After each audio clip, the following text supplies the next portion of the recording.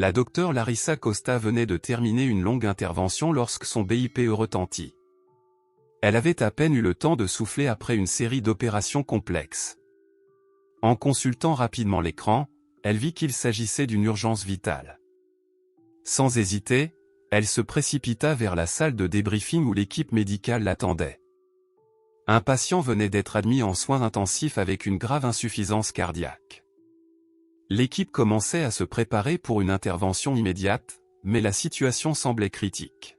« Docteur Costa, c'est pour vous », annonça une infirmière en lui tendant le dossier médical. Larissa ouvrit le fichier en marchant vers le bloc opératoire. L'homme sur le brancard était Hugo Albuquerque, un entrepreneur réputé dans la ville, surtout pour sa fortune, mais aussi pour ses commentaires controversés. Il était connu pour ses opinions racistes et ses attitudes hautaines. Un frisson traversa Larissa, mais elle se concentra sur les faits. Son travail consistait à sauver des vies, quelle que soit l'identité ou l'histoire de la personne devant elle. Il a fait un infarctus massif à la maison. Les ambulanciers ont réussi à le stabiliser temporairement, mais il ne tiendra pas longtemps sans intervention chirurgicale, expliqua l'un des cardiologues en lui donnant un bref rapport. Larissa acquiesça. Nous devons opérer immédiatement. Le cœur est trop endommagé pour attendre plus longtemps. Elle regarda Hugo, inconscient sur le brancard, les yeux clos, le visage pâle. Ses rides profondes racontaient une vie longue et dure, mais pour Larissa, c'était juste un autre patient, un autre cœur à réparer. Sa main hésita un instant avant de toucher son poignet pour vérifier son pouls, comme si un nuage d'émotion la traversait. Elle se rappelait trop bien de la douleur que des hommes comme lui avaient causée dans sa vie, mais elle ne laissa pas ses pensées l'envahir. Le devoir avant tout. Au bloc opératoire, l'équipe préparait Hugo pour la chirurgie. Le bruit des machines rythmait la tension palpable dans la pièce. Les infirmières vérifiaient les constantes vitales, et un anesthésiste préparait les doses exactes pour endormir Hugo en toute sécurité. « Docteur, on a tout ce qu'il nous faut. On commence dès que vous êtes prête », déclara une infirmière. Larissa se dirigea vers le lavabo pour se laver les mains. Alors qu'elle observait l'eau couler, ses pensées s'emballèrent. Combien de fois avait-elle entendu des remarques racistes dans son parcours de médecin? Combien de patients l'avaient traitée avec mépris, simplement à cause de sa couleur de peau? Et maintenant, cet homme, cet Hugo Albuquerque, dépendait entièrement d'elle pour survivre. Son cœur se serra. Elle aurait pu refuser, trouver une excuse, demander à quelqu'un d'autre de le faire. Mais ce n'était pas qui elle était. Elle était médecin avant tout, et sauver des vies était son engagement. Elle sécha ses mains avec une précision méthodique, enfilant ses gants chirurgicaux avec la même discipline. Lorsqu'elle entra enfin dans la salle d'opération, l'atmosphère devint immédiatement plus tendue. Le visage de Hugo était masqué par les tuyaux et les bandages, sa respiration artificiellement maintenue par les machines. Un homme qui, éveillé, aurait probablement refusé son aide, dépendait maintenant entièrement de ses compétences. On commence. Larissa lança les premières instructions à son équipe, leur demandant de se préparer pour une intervention complexe. La concentration sur son visage ne trahissait rien de ce qu'elle ressentait. Les premières incisions furent réalisées avec une précision chirurgicale, et bientôt, elle plongea dans le monde du cœur humain, là où chaque seconde comptait. Pendant les premières minutes de l'intervention, tout se passa sans encombre. Mais soudain, une alarme retentit. Le rythme cardiaque de Hugo chutait dangereusement. Larissa réagit immédiatement, ordonnant des ajustements rapides. Adrénaline, maintenant, lança-t-elle d'une voix ferme, tandis que l'équipe réagissait rapidement à ses ordres. Le cœur de Hugo ne répondait pas aussi bien que prévu. Les complications se multipliaient, et la situation devenait critique. Larissa savait qu'elle devait agir vite, mais chaque mouvement devait être calculé. « Docteur, on perd le patient », murmura un des assistants, l'angoisse perçant dans sa voix. Larissa serra les dents. Elle avait été dans des situations semblables auparavant, mais cette fois, l'enjeu semblait encore plus grand. Ce n'était pas seulement la vie d'un homme raciste qu'elle tentait de sauver, mais peut-être quelque chose de plus profond, quelque chose qu'elle ne pouvait pas encore nommer. Elle plongea plus profondément dans la chirurgie, ses gestes précis et rapides, combattant contre le temps. À cet instant, toutes ses pensées personnelles disparurent, laissant place à l'instinct de survie, non seulement du patient, mais aussi de la chirurgienne qu'elle était devenue à force de persévérance. Lorsqu'Hugo Albuquerque ouvrit lentement les yeux, la première chose qu'il ressentit fut une douleur lancinante dans la poitrine. Son esprit émergeait doucement de l'anesthésie, et il prit conscience des tubes et des fils qui l'entouraient, du bip régulier des machines qui surveillaient son cœur encore fragile. Il était vivant, mais à quel prix? À ses côtés, sa fille Anna se tenait debout, le visage pâle et inquiet. Elle lui serra doucement la main, tentant de retenir ses larmes. « Papa, tu es réveillé. Ils ont réussi, tu as été opéré. » Hugo fronça les sourcils, cherchant à comprendre la situation. « Opéré? Par qui ?» Sa voix était rauque, faible, mais teintée d'une méfiance instinctive. Anna hésita. Elle savait que ce qu'elle allait dire ne plairait pas à son père, mais elle n'avait pas le choix. « La meilleure chirurgienne ici, papa. La docteure Larissa Costa. C'est elle qui t'a sauvé la vie. » Le nom sembla résonner dans l'esprit de Hugo comme une gifle. Il essaya de se redresser, mais la douleur dans sa poitrine le força à se rallonger. « Larissa Costa 7. Il laissa sa phrase en suspens, mais le mépris était évident dans sa voix. Anna serra sa main plus fort, dans un mélange de réconfort et de désespoir. « Papa, s'il te plaît, écoute-moi. Elle t'a sauvé. Il n'y avait personne d'autre qui pouvait faire ça.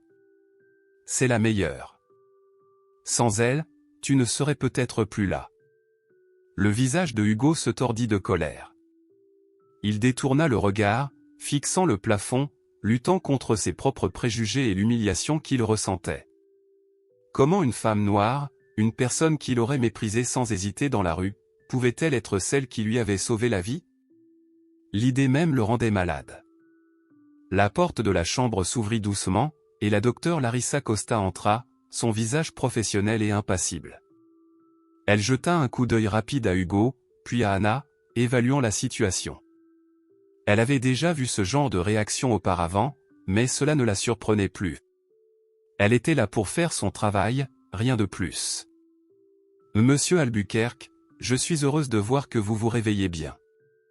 La chirurgie a été un succès, mais vous aurez besoin de temps pour récupérer pleinement. » Hugo tourna lentement la tête vers elle, ses yeux remplis de méfiance. « J'aurais préféré mourir que d'être opéré par vous. » Larissa resta silencieuse pendant un moment, absorbant les paroles. Ce n'était pas la première fois qu'elle faisait face à un tel mépris, et ce ne serait sûrement pas la dernière.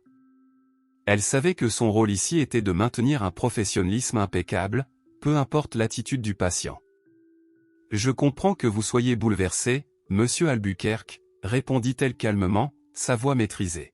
« Mais je suis médecin, et mon travail est de sauver des vies. Quelles que soient vos opinions, je continuerai à faire tout ce qui est nécessaire pour garantir votre guérison. » Hugo tenta de répliquer, mais la douleur dans sa poitrine le réduisit au silence. Il se sentait trahi par son propre corps, par cette situation qu'il ne contrôlait plus.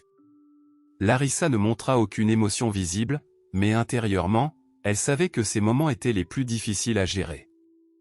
Anna, qui observait tout en silence, se sentit tiraillée. Elle connaissait les opinions de son père, mais elle était reconnaissante envers Larissa. « Docteur Costa, merci pour ce que vous avez fait. Nous savons que vous avez sauvé la vie de mon père, même s'il ne l'admettra pas. » Larissa hocha la tête. « Vous pouvez me remercier en suivant strictement les recommandations pour sa rééducation. Il aura besoin de soins intensifs pendant un certain temps. Je reviendrai plus tard pour vérifier les progrès. » Sans un autre mot, elle quitta la chambre, laissant Anna avec son père, qui ne cessait de ruminer dans le silence. Hugo se sentait diminué, non seulement par la douleur physique, mais par l'idée que quelqu'un qu'il avait toujours méprisé lui avait sauvé la vie. Il aurait préféré tout autre chirurgien, n'importe qui d'autre, mais le destin en avait décidé autrement. Alors qu'il fermait les yeux pour tenter de calmer son esprit agité, une nouvelle pensée le traversa. Et s'il ne se remettait jamais totalement? Si cette femme avait, d'une manière ou d'une autre, décidé de ne pas tout donner pour le sauver? La méfiance se transforma en paranoïa, alimentée par des années de préjugés. Dans les jours qui suivirent l'opération, la santé de Hugo Albuquerque s'améliora progressivement. Mais avec chaque progrès physique, son esprit continuait de bouillir de ressentiment. Il ne pouvait s'empêcher de repenser à l'idée que Larissa, une femme noire, avait été la seule capable de le sauver. C'était une pensée qui l'obsédait et le tourmentait. À chaque visite de la docteure, il gardait ses réponses brèves, se contenant de simples grognements ou hochements de tête. Larissa, quant à elle, gardait son calme habituel. Elle avait appris à ne pas laisser les attitudes de patients comme Hugo l'affecter, mais cela ne voulait pas dire qu'elle ne ressentait rien. Elle se souvenait trop bien de son propre parcours, des obstacles qu'elle avait dû surmonter pour en arriver là. Des remarques racistes, des doutes incessants sur ses compétences à cause de la couleur de sa peau, elle avait tout surmonté avec détermination. Un soir, après une autre journée épuisante à l'hôpital, Larissa rentra chez elle et s'affala sur le canapé. Elle pensait encore à Hugo et à sa réaction envers elle. Elle en avait vu d'autres, mais pourquoi cette fois-ci cela la touchait-il autant? Peut-être parce que, malgré elle, elle voulait prouver quelque chose à cet homme, lui montrer que sa valeur n'était pas définie par la couleur de sa peau. Mais elle savait aussi qu'il était possible que Hugo ne change jamais d'avis. À l'hôpital, Hugo continuait de ruminer, ses pensées s'enfonçant dans des souvenirs de son passé.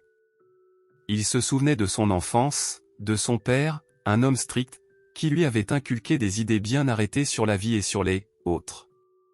Il avait grandi dans un environnement où le racisme était accepté, presque encouragé. Sa réussite financière et son pouvoir social avaient renforcé ses croyances, le convainquant qu'il était au-dessus des autres. Mais aujourd'hui, il était seul dans cette chambre, dépendant des soins d'une équipe médicale. Ses amis et associés n'étaient pas là. Son pouvoir, son argent, n'avaient aucune valeur ici. Et la personne qui l'avait ramené à la vie était précisément celle qu'il avait toujours méprisée. Anna, qui venait régulièrement lui rendre visite, observait le changement dans l'attitude de son père. « Papa, tu ne peux pas continuer comme ça. Je sais ce que tu penses de la docteure Costa, mais elle t'a sauvé la vie. Tu devrais au moins la remercier. » Hugo tourna lentement la tête vers elle, son visage marqué par l'orgueil. « Me remercier de quoi? D'être en vie grâce à quelqu'un qui n'aurait jamais dû me toucher ?» Sa voix était amère, presque venimeuse. Anna soupira profondément. « Tu es en vie, c'est tout ce qui compte. Peu importe qui a fait l'opération. Ce sont ses compétences qui t'ont sauvé, pas ta peau, ni la sienne. » Mais Hugo restait silencieux. Les mots d'Anna résonnaient en lui, mais il refusait de les accepter. Pour lui, reconnaître cela serait admettre qu'il avait eu tort toute sa vie, et c'était une chose qu'il n'était pas encore prêt à affronter. Un après-midi, alors qu'il tentait de lire pour passer le temps, une dispute éclata dans le couloir. Hugo écouta attentivement. Il reconnut la voix d'un homme, probablement un autre patient, qui criait après une infirmière. La scène était familière, un patient en colère, insistant pour parler à un médecin blanc plutôt qu'à un membre de l'équipe noire qui tentait de l'aider. Hugo, malgré lui, se sentit mal à l'aise. Il comprenait trop bien ce sentiment, cette rage irrationnelle. Mais pour la première fois, il se surprit à éprouver de la honte en l'entendant. C'était comme si ce qu'il voyait dans cet homme était un reflet direct de ce qu'il était lui-même. Il détourna les yeux, serrant le livre entre ses mains. Plus tard, ce même jour, Larissa fit son tour habituel pour vérifier les constantes de Hugo. Comme toujours, il garda le silence, mais cette fois, il y avait quelque chose de différent. Il l'observa du coin de l'œil, essayant de comprendre. Pourquoi cette femme, avec tout ce qu'elle devait endurer, continuait-elle à venir dans cette chambre jour après jour, à lui apporter les soins dont il avait besoin, sans jamais flancher? « Tout semble stable, monsieur Albuquerque, dit-elle en se préparant à partir. Je repasserai demain pour un autre contrôle. Hugo hésita. Une partie de lui voulait dire quelque chose, n'importe quoi, mais son orgueil l'en empêcha. Il la regarda sortir de la chambre, ses pensées plus confuses que jamais. Pour la première fois depuis l'opération, il se demanda si ses croyances de toujours n'étaient pas en train de s'effriter. Les jours passaient, et même si Hugo Albuquerque se rétablissait lentement sur le plan physique, son esprit continuait de lutter avec des pensées contradictoires. D'un côté, il persistait dans ses croyances, ancrées depuis l'enfance. D'un autre, il commençait à percevoir que ses idées n'étaient peut-être pas aussi solides qu'il l'avait toujours pensé. Le monde autour de lui semblait changer, mais lui restait figé dans ses certitudes, trop fier pour les remettre en question ouvertement. Larissa Costa, quant à elle, poursuivait son travail avec le même professionnalisme. Elle savait que certains patients, comme Hugo, ne changeraient jamais, mais elle ne travaillait pas pour obtenir leur reconnaissance. Son engagement en tant que médecin passait avant tout. Toutefois, elle ne pouvait s'empêcher de remarquer un léger changement dans le comportement de Hugo. Il était toujours distant, mais moins hostile. Ses regards ne portaient plus la même méfiance. Ce n'était pas grand-chose, mais pour elle, c'était déjà un signe. Un après-midi, alors que Larissa faisait sa tournée, elle entra dans la chambre de Hugo et remarqua quelque chose d'inhabituel. Hugo ne lisait pas, ne regardait pas la télévision. Il semblait perdu dans ses pensées, fixant le mur d'un regard vide. Elle s'approcha pour prendre ses constantes, mais cette fois, elle décida de briser le silence. « Comment vous sentez-vous aujourd'hui, monsieur Albuquerque ?» C'était une question banale, celle qu'elle posait à tous ses patients. Mais cette fois, elle semblait provoquer une réaction inattendue. Hugo resta silencieux un moment, comme s'il pesait le pour et le contre de répondre honnêtement. Fatigué, finit-il par dire, sa voix basse. Mais pas juste physiquement. Larissa releva les yeux vers lui, surprise par la confession. C'était la première fois qu'il laissait paraître autre chose que de la rançéure ou du mépris. Elle ne dit rien, lui laissant l'espace pour s'exprimer s'il le souhaitait. Hugo soupira, détournant le regard. « Vous devez probablement penser que je suis un vieil homme borné, n'est-ce pas ?» La question suspendit Larissa pendant un instant. Elle ne s'attendait pas à une telle franchise de sa part. « Ce que je pense n'a pas d'importance, » répondit-elle calmement. « Mon travail est de m'assurer que vous allez bien, physiquement et mentalement. » Hugo hocha la tête, mais il semblait ailleurs. « Mon père était comme ça aussi, » murmura-t-il, presque pour lui-même. Toujours à dire que certaines personnes devaient rester à leur place. Que le monde fonctionnait ainsi, et que nous devions suivre ses règles. Larissa écoutait attentivement, mais elle se retint d'intervenir. Ce n'était pas à elle de juger ou de guider cette conversation. Elle voulait simplement lui offrir une oreille attentive, s'il en avait besoin. « Je me rends compte que je suis devenu comme lui, » poursuivit Hugo. « Et je ne sais même pas pourquoi. » Il se mit à tousser légèrement, sa respiration encore fragile après l'opération. « J'ai construit ma vie autour de ces idées, et aujourd'hui, je suis là, dépendant de quelqu'un que j'ai toujours méprisé, c'est une drôle de justice, non ?» Larissa resta silencieuse pendant un moment. Puis elle parla doucement, avec une empathie mesurée. « La justice n'est pas toujours ce qu'on pense qu'elle devrait être. Parfois, elle nous force à faire face à des choses que nous avons évitées toute notre vie. » Hugo acquiesça légèrement. Il semblait fatigué, non seulement par son corps affaibli, mais aussi par le poids de ses propres réflexions. Pendant des années, il avait construit des murs autour de lui, des barrières qu'il croyait nécessaires pour protéger son statut et ses croyances. Mais maintenant, il commençait à se rendre compte que ces murs l'avaient emprisonné. « Vous pensez qu'il est trop tard pour changer ?» demanda-t-il soudainement, sa voix brisée par l'émotion. Larissa prit une profonde inspiration. « Je pense qu'il n'est jamais trop tard pour apprendre quelque chose de nouveau. Mais c'est à vous de décider si vous voulez changer ou non. » Hugo ne répondit pas immédiatement. Il ferma les yeux, comme pour repousser la réalité de ses pensées. La route vers l'acceptation de ses erreurs était longue, et il n'était pas sûr d'avoir la force de l'emprunter.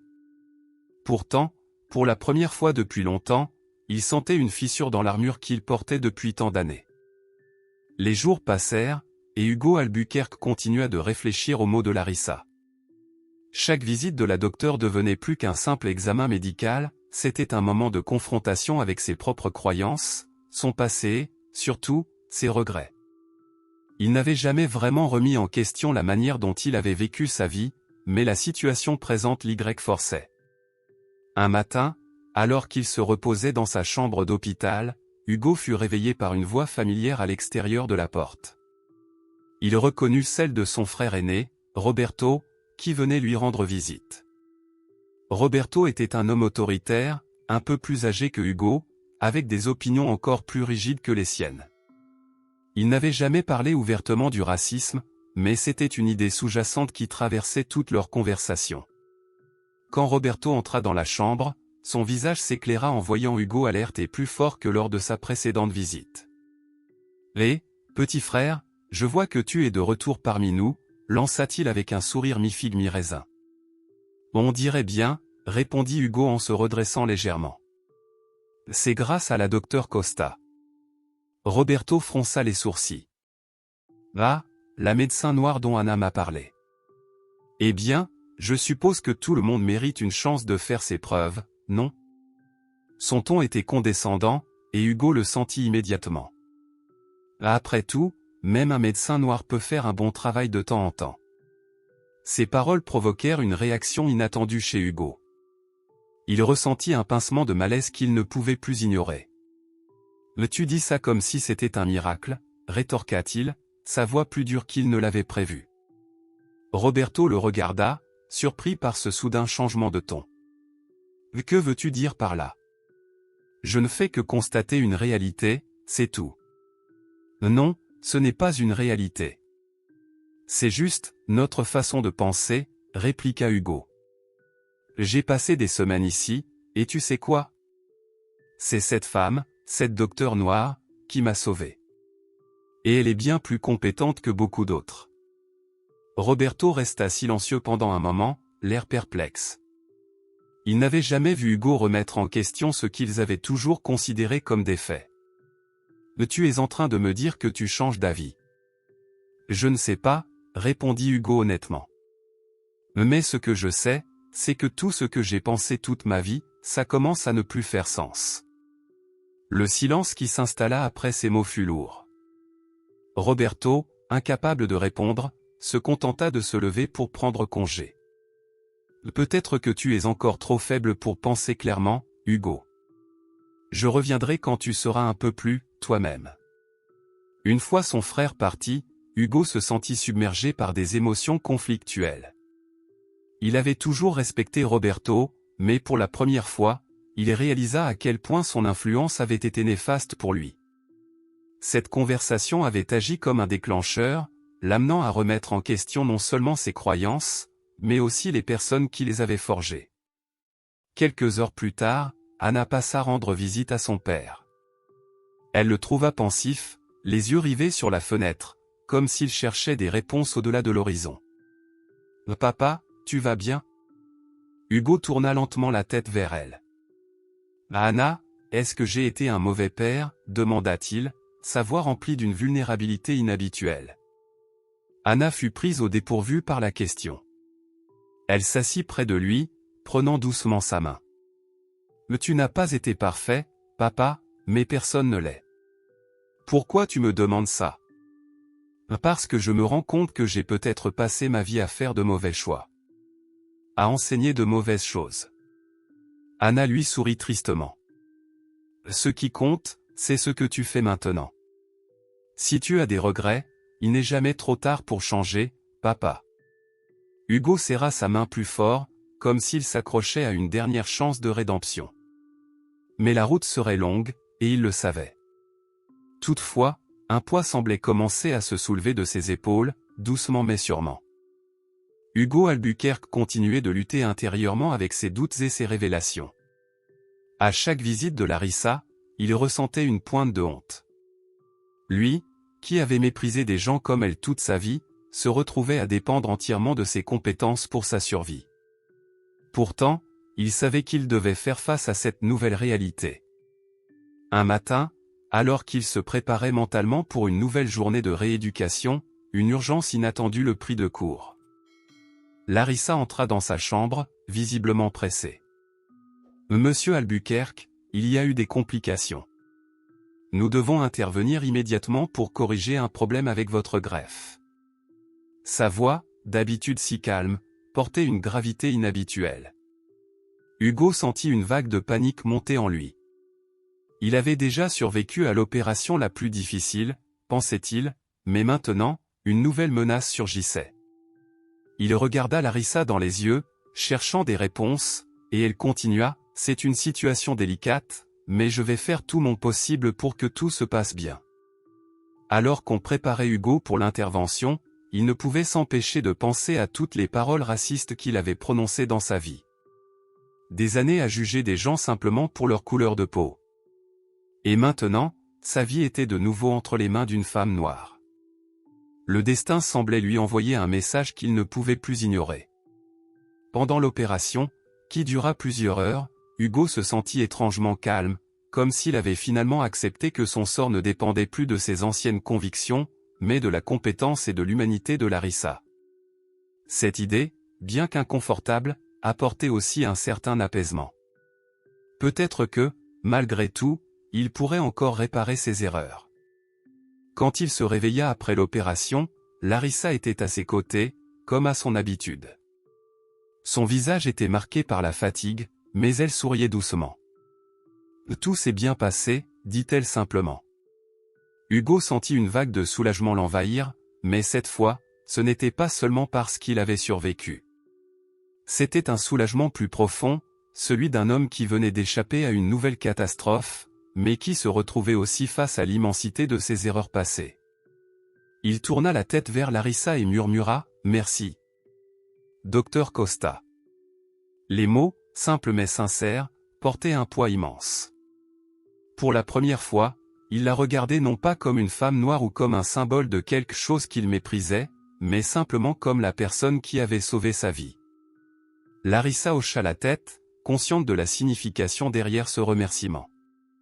Mais elle ne s'attarda pas sur cet instant, préférant garder le cap sur son devoir. « Reposez-vous. Vous aurez besoin de toutes vos forces pour la suite de la rééducation. » Hugo acquiesça, mais au fond de lui, il savait que quelque chose avait changé. Ce n'était pas encore une transformation complète, mais c'était un début. Il était temps pour lui d'affronter non seulement sa rééducation physique, mais aussi son cheminement mental. Le lendemain, alors qu'il était encore alité, Anna arriva à l'hôpital avec une nouvelle qui bouleversa Hugo. Elle tenait un journal dans ses mains et le lui tendit sans dire un mot. À la une, il y avait une photo de Larissa Costa, accompagnée d'un article élogieux sur ses compétences en chirurgie et son combat pour une meilleure représentation des médecins noirs dans les hôpitaux. « J'ai pensé que tu voudrais lire ça », dit Anna en s'asseyant près de lui. Hugo prit le journal et parcourut l'article. Les mots le frappèrent profondément.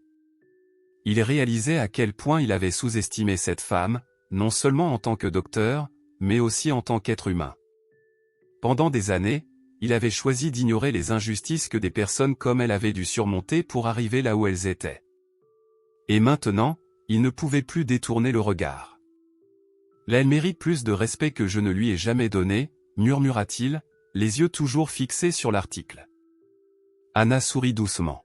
« C'est jamais trop tard, papa. » Hugo acquiesça. Peut-être que cette seconde chance ne concernait pas seulement sa vie physique, mais aussi sa vie morale. Il savait que le chemin serait long, mais pour la première fois, il sentait qu'il était prêt à le parcourir. Hugo Albuquerque passa les jours suivants à réfléchir sur sa vie, ses choix et ses préjugés.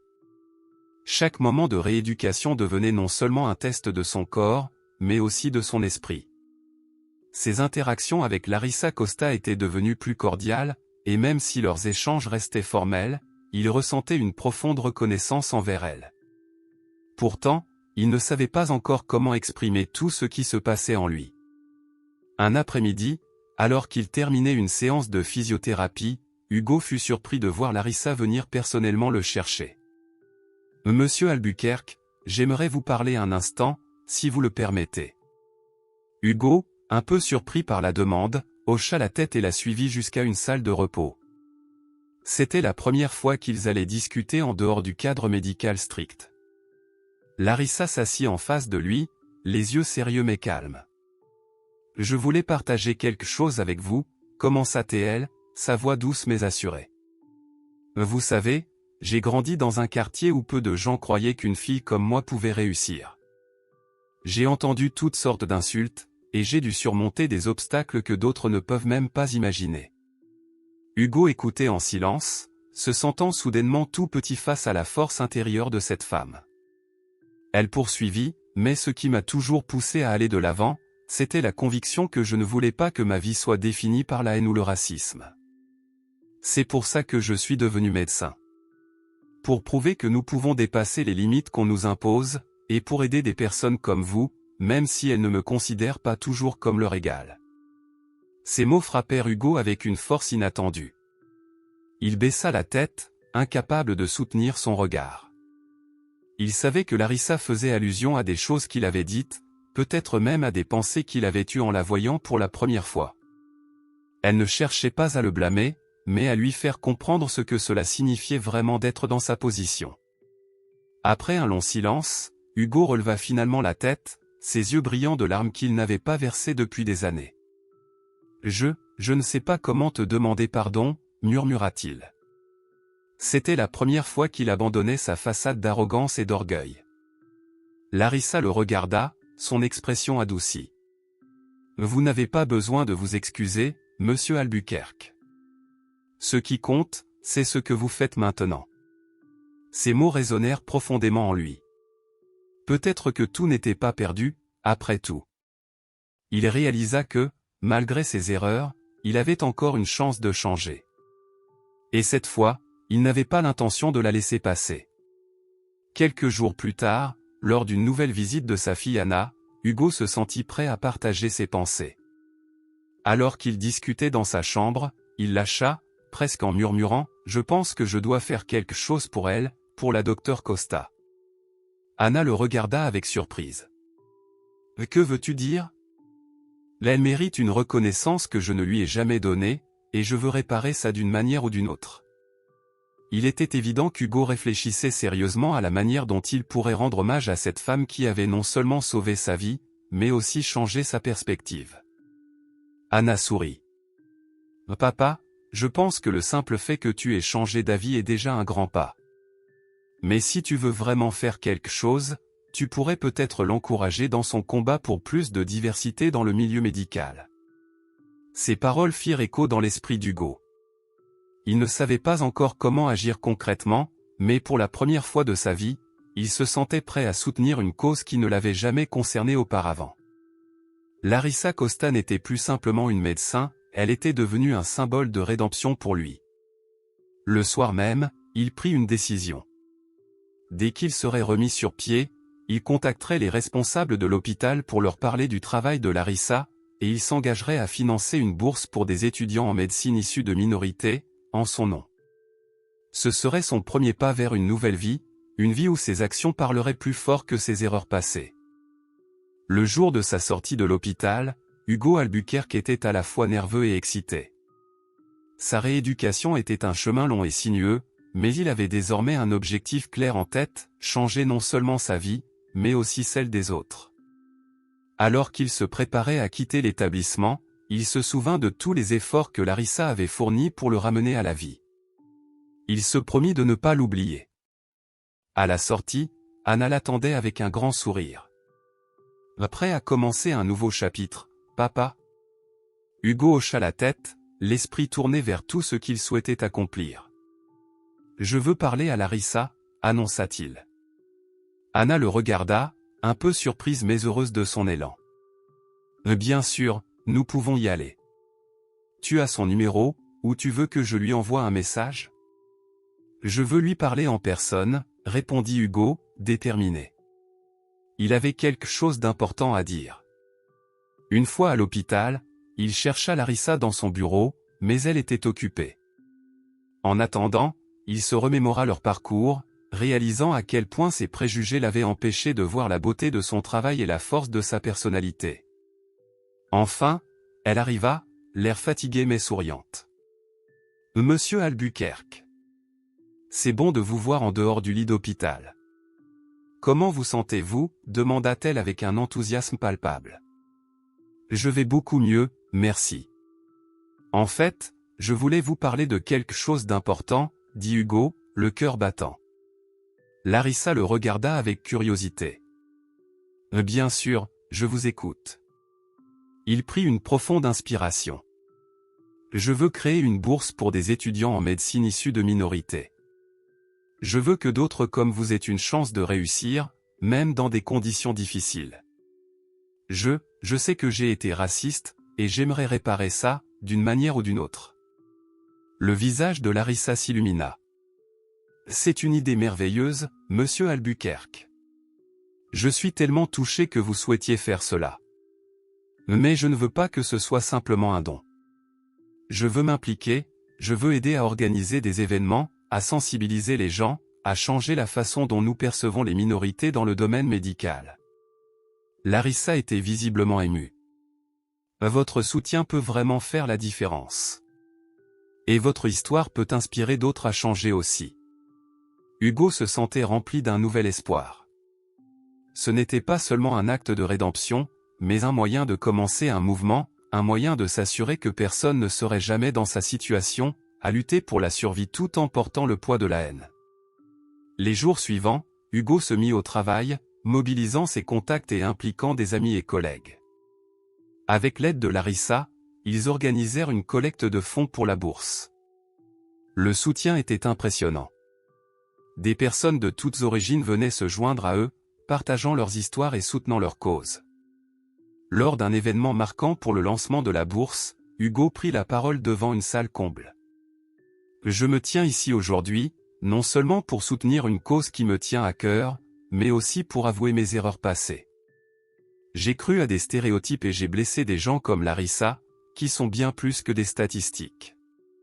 Je suis ici pour faire amende honorable et pour encourager un changement véritable. » Le public était captivé. Hugo avait trouvé sa voix et, plus important encore, sa raison d'être.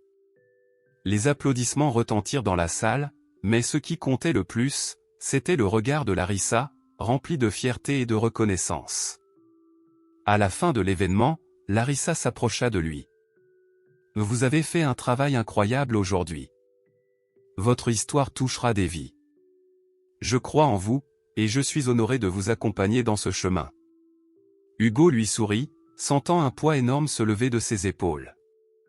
Ce qu'il avait fait n'était pas seulement pour lui-même, mais pour tous ceux qui avaient souffert à cause de la haine et de l'intolérance. Et alors qu'il quittait le bâtiment, il savait qu'il ne pourrait jamais effacer son passé, mais il pouvait s'assurer que l'avenir serait différent, non seulement pour lui, mais pour les générations à venir. Le changement avait commencé, et il ne comptait pas s'arrêter là.